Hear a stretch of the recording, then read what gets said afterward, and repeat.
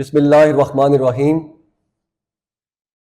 आज जो हमारा टॉपिक है वो कैड के मुतालिक है।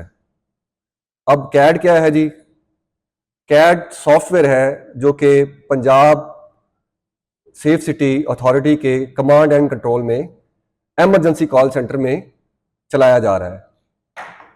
अब हम इसकी तारीफ के बारे में अगर बात करें तो कैड जो एमरजेंसी कॉल है उसको वसूल करने और भिजवाने के लिए रेड मास सॉफ्टवेयर है। इसके दो हिस्से हैं। पहले हिस्से का इस्तेमाल ईसीसी में हो रहा है। अब आप पूछेंगे ईसीसी क्या है जी? ECC stand for emergency call centre.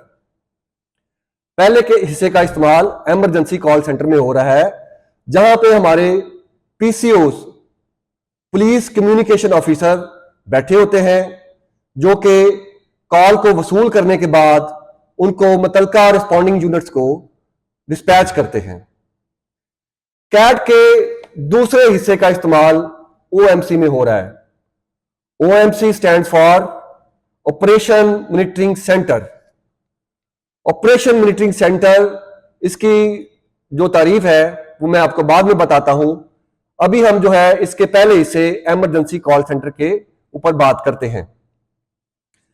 Emergency call centre में जब कॉल आती है तो पीसीओ उस कॉल को रिसीव करता है, तो कॉलर को वहां पे तीन तरह के स्टेटस मिल सकते हैं। सबसे पहला स्टेटस है कि कॉलर को कॉल जो है वो बिजी मिले। नंबर 2 पे जो स्टेटस हो सकता है वो रिंगिंग हो सकता है, बिजी हो सकता है। नंबर 3 पे जो स्टेटस है वो आइडियल है, जिसका मतलब है कि जैसे ही कॉलर ने कॉल की, ऑपरेटर ने उसको वसूल कर लिया। तो जैसे ही पीसीओ कॉल को वसूल करता है तो कैड का फॉर्म खुद ब खुद खुल जाता है। अब कैड का फॉर्म जब खुलता है तो क्या होता है? कैड के फॉर्म में सबसे पहले दो चीजें जो है वो ऑटोमेटिकली आ रही होंगी। सबसे पहले जो है date and time. Date and time automatic है। जिस टाइम पे कॉल सेंटर में आई है वो टाइम वहां पे नोट हो जाएगा। उसके बाद दूसरी जो चीज है वो है उसकी लोकेशन, या आप उसको कह सकते हैं उसका फोन नंबर। फोन नंबर भी सीएलई, पीटीसीएल सीएलई की मदद से ऑटोमेटिकली आ रहा होगा। अब जो कॉलर कॉल को वसूल करता है तो वो कहता है जी अस्सलाम वालेकुम, मैं आपकी क्या मदद कर सकता हूं, और कैड का फॉर्म खुल जाता है। तो कैड के फॉर्म खुलने के बाद जो दो चीजें हैं ऑटोमेटिकली आती हैं। उसके बाद पीसीओ दो चीजों को लाजमी नोट करेगा। सबसे पहले तो वो नाम है।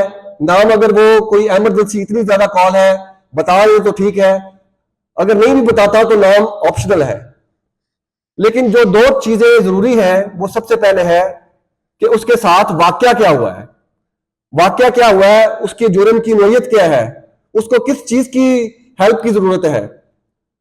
उसके बाद जो दूसरी चीज जरूरी है वो उसकी लोकेशन है, कि हमें पता होना चाहिए कि कॉलर जो है वो कहां से कॉल कर रहा है।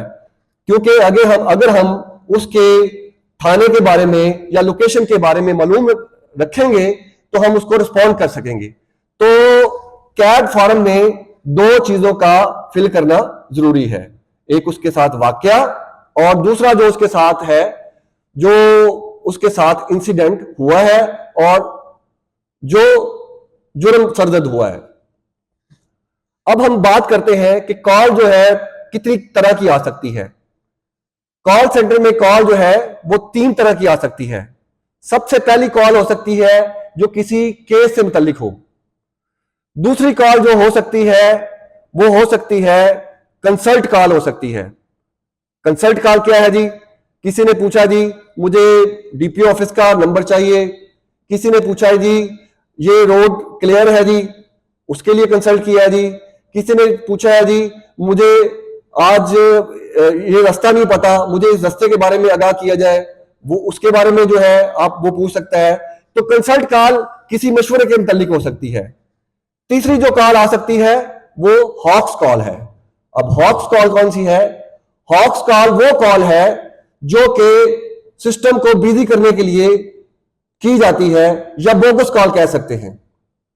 सिस्टम को बिजी करने के लिए, या जो बच्चे कॉल मिला देते हैं, खवातीन कॉल मिला देती हैं सिस्टम को बिजी करने के लिए, तो हम इसको हॉक्स कॉल बोलेंगे। अब सवाल यह है कि कितनी तरह के केसेस बनाए जा सकते हैं। तो कैड में दो तरह के केसेस बनाए जा सकते हैं। पहला केस जो है वो इमरजेंसी कॉल करके, पहला केस जो है वो इमरजेंसी कॉल करके बनवाया जा सकता है, और दूसरा जो केस है वो मैनुअली दस्ती बनाया जा सकता है। अब मैनुअली दस्ती केस से मुराद क्या है जी? इससे मुराद वो केस है जो कि कोई बंदा नजदीक तरीन ईसीसी सेंटर में जाकर खुद नोट करवा दे। अब इसके बाद हम बात करते हैं कि इसमें कितनी तरह की लिस्ट होती है, कैड में कितनी तरह के केसेस की लिस्ट बनती है। तो सबसे पहले हमारे जो इंपॉर्टेंट केसेस होते हैं, जिनको हम पहले नंबर पे तरजीह देते हैं, वो केस है हीनियस केस। तो जो भी कॉल हीनियस केस की आएगी उसकी हम रेड लिस्ट बनाते हैं। जो भी केसेस हीनियस केसेस से मुतल्लिक होंगे उनकी ऑटोमेटिकली रेड लिस्ट बन जाएगी। और दूसरी जो लिस्ट होती है वो है ब्लैक लिस्ट। अब ब्लैक लिस्ट कौन सी होती है? ब्लैक लिस्ट जो नॉर्मल केसेस होते हैं, जो कि जैसे कि लड़ाई झगड़ा हो सकता है, कोई फैमिली डिस्प्यूट हो सकती है, कोई लॉस हो सकती है, तो ये वाले जो केसेस हैं, ये वाले केसेस नॉर्मल केसेस आते हैं। अब सवाल ये है आपका कि किसी नंबर को ब्लैक लिस्ट में डालने से क्या होता है। तो ब्लैक लिस्ट में डालने से, किसी भी नंबर को अगर हम ब्लैक लिस्ट में डालते हैं तो उसकी कॉल जो है सिस्टम पे नहीं आती और सिस्टम जो है हमारा बिजी हो जाता है। हम ऐसे कॉल ऐसी जो है ब्लैक लिस्ट उन नंबर्स को लगाते हैं जो कि बार बार हमें तंग कर रहे होते हैं, जो कि हमारे सिस्टम को बिजी कर देते हैं। तो काम ये ऐसे करता है कि जैसे कैड फॉर्म जो है आप पीसीओ फिल करता है, फिल होने के बाद वो डिस्पैच हो जाता है, डीसीसी सेंटर में चला जाता है। DCC stand for dispatch call centre. तो जैसे ही डीसीसी में जाता है तो वहां पे वायरलेस ऑपरेटर या वहां पे जो ऑपरेटर बैठा होता है वो कॉल को, मुतलका यूनिट को डिस्पैच कर देता है ताकि फौरी तौर पे उस पर कार्रवाई की जा सके। इसके बाद जो दूसरा हमारा हिस्सा है वो है ओएमसी। ओएमसी जैसे कि हमने बात की ऑपरेशन मॉनिटरिंग सेंटर, कि ये हमारा वो सेंटर है जहां पे ऑपरेशंस को मॉनिटर किया जा रहा है। अब ऑपरेशंस क्या हो सकते हैं? कोई लॉ एंड डिस्ट्रीब्यूशन का ऑपरेशन हो सकता है, कोई धरना बैठा हुआ है, कोई मॉब है, कोई अनलॉफुल असेंबली है जिसको हमने मॉनिटर करना है। और ये मॉनिटरिंग जो हो रही होती है वो लाइव कैमरों की फुटेज से हो रही होती है, तो उसको हमने मॉनिटर करना है। तो उस खास वाकया या खास ऑपरेशन को डील करने के लिए जो हमारा सेंटर है वो ओएमसी है।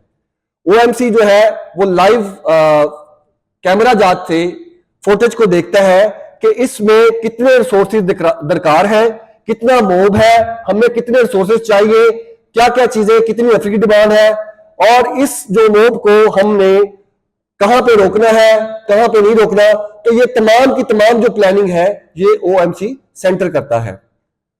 ये उसको देखते हुए प्लानिंग करने के बाद अपने अफसरान मजाज से जो है हुक्म लेने के बाद उसके ऊपर कार्रवाई करता है और उसके मुताबिक अपनी रिसोर्सेज को डिस्पैच करता है। अब हम बात करते हैं ईएमएस।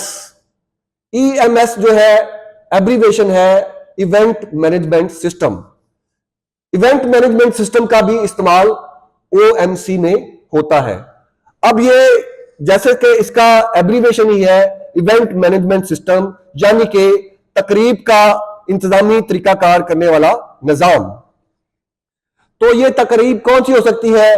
कोई पीएसएल का मैच है, कोई वीवीआईपी मूवमेंट है, किसी हाई प्रोफाइल बैनुल अक़वामी वफद के इंतजामी मामलात है, या इसके अलावा कोई प्रोग्राम है जैसा कि कोई जलसा है, कोई जुलूस है, कोई जुलजना का प्रोग्राम है, कहीं पे कोई रिलीजियस मजहबी जो है प्रोग्राम है, तो इन प्रोग्राम को डील करने के लिए जो हमने सिस्टम बनाया है वो EMS है, और जिसको ऑपरेट किया जाता है OMC से।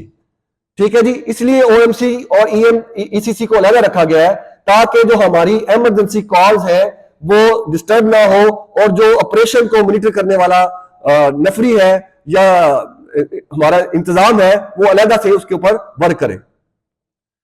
तो ये तो हमारा था आज का टॉपिक। अब हम इसकी जो कुछ एक्सरसाइज है उसके बारे में सवालात और जवाबात करते हैं।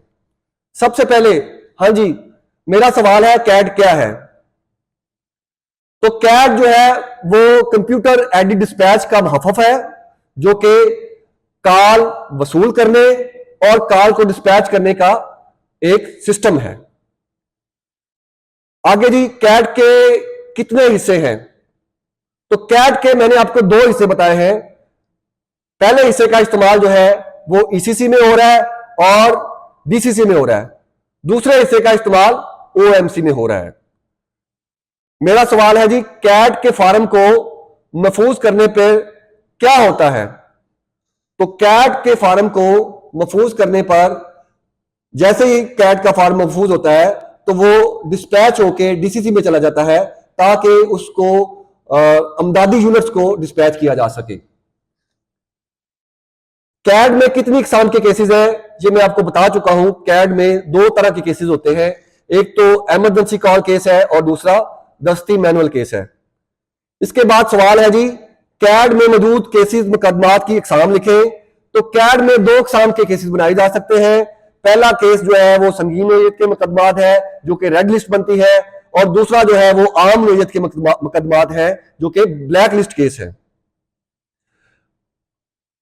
7वां सवाल है जी, कैड में मौजूद केसेस में कितने दर्जात हैं? तो कैड में 3 तरह के स्टेटस हैं। सबसे पहले है मसरूफ है, फारग है और घंटी बजते हुए। रेड लिस्ट क्या है जी? रेड लिस्ट संगीन नोयत के केसेस की लिस्ट है। कब DCC अफसर बराह रास्त किसी फील्ड फॉर्मेशन को कॉल दे सकता है? सवाल यह है जी, कब DCC अफसर बराह रास्त फील्ड फॉर्म्स को कॉल दे सकता है? तो जब कोई PCO या DCC ऑपरेटर GIS सिस्टम से यह देखता है कि ये इस जो है जो कॉल के नजदीक ये वाला हमारा रिस्पॉन्डिंग यूनिट है, या इस जो जिसको बंदे को रिलीफ चाहिए इससे हमारा रिलेटेड नजदीक तरीन जो है पीरू खड़ा है या डॉल्फिन खड़ा है, तो वो बराह रास्त उसको कॉल दे सकता है। तो अभी हम जो है चलते हैं फिल इन द ब्लैंक की तरफ। तो पहली फिल इन द ब्लैंक है 1-5 से महज इतला लेने वाली कॉल को क्या कहते हैं? क्या कहते हैं जी? इमरजेंसी कॉल कहते हैं जी। दूसरे नंबर पे है जी, DCC अफसर इमरजेंसी कॉल डैश को भेज सकता है। किसको भेज सकता है जी? जो भी उस कॉल के नजदीक तरीन पीरू या रिस्पॉन्डिंग यूनिट या डॉल्फिन है उसको बराह रास्त भेज सकता है। तो यहां पे आएगा बराह रास्त रिस्पॉन्डिंग यूनिट को भेज सकता है जी। नंबर 3 पे है जी, डैश लिस्ट जो है 1-5 पर किए जाने वाले नंबर्स की लिस्ट है जिसको निचले दर्जे की तरजीह दी जाएगी। तो ये कौन सी लिस्ट है जिसको निचले दर्जे की तरजीह दी जाएगी? ब्लैक लिस्ट है। नंबर 4 पे डैश कैड के दर्जात की इकसाम है।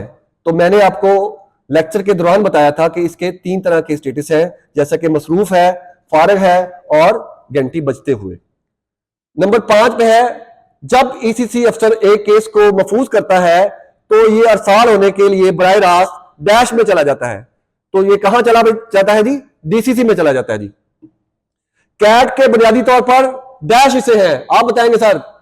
कैड के बुनियादी तौर पर 2 हिस्से हैं जी। कैड के दूसरे हिस्से का इस्तेमाल डैश में हो रहा है जी। कैड के दूसरे हिस्से का इस्तेमाल कहां पे हो रहा है जी? OMC में हो रहा है जी। अब हम चलते हैं जी ट्रू फॉल्स की तरफ। तो सबसे पहला है जी, आप बताएंगे ये गलत है कि दुरुस्त है? 1-5 पर किए जाने वाली अलामती कॉल को टेस्ट कॉल कहते हैं। दुरुस्त है कि गलत है जी? शाबाश, दुरुस्त है जी। कैड में सुर्ख और स्याह दो लिस्टें हैं जी, दुरुस्त है क्या जी, गलत है, दुरुस्त है जी। रेड लिस्ट ब्लॉक शुदा कॉल की बनाई जाती है, गलत है कि दुरुस्त है सर, आप बताएंगे जी। गलत है जी। गलत क्यों है जी? क्योंकि जो रेड लिस्ट होती है वो हीनियस केसेस की बनाई जाती है। आगे है जी, इब्तिदाई और इख्तितामी वक्त कैड का हिस्सा है, गलत है कि दुरुस्त है जी? दुरुस्त है, क्योंकि जैसे ही कॉल स्टार्ट होती है टाइम नोट होना शुरू हो जाता है, और जैसे ही कॉल खत्म होती है तो उसका एंड टाइम हो जाता है, तो ये दोनों टाइम जो है वो कैड का हिस्सा है, दुरुस्त है जी। आगे जी हम हल करेंगे जी एमसीक्यूज। तो एमसीक्यूज में ईएमएस किसका मौफूफ है? तो मैंने आपको बताया था जी, किसका है जी? इवेंट मैनेजमेंट सिस्टम का मौफूफ है जी। नंबर 2 पे है जी, धोखाधड़ी वाली कॉल को क्या कहते हैं जी? कौन सी कॉल होती है जी? हॉक्स कॉल होती है या झूठी कॉल है? शाबाश जी। लास्ट वन जी, कैड में आपके पास कितने स्टेटस होते हैं? कैड में 3 तरह के स्टेटस होते हैं जी। इसके साथ ही हमारा आज का टॉपिक खत्म होता है जी। थैंक यू वेरी मच, आपका बहुत शुक्रिया जी।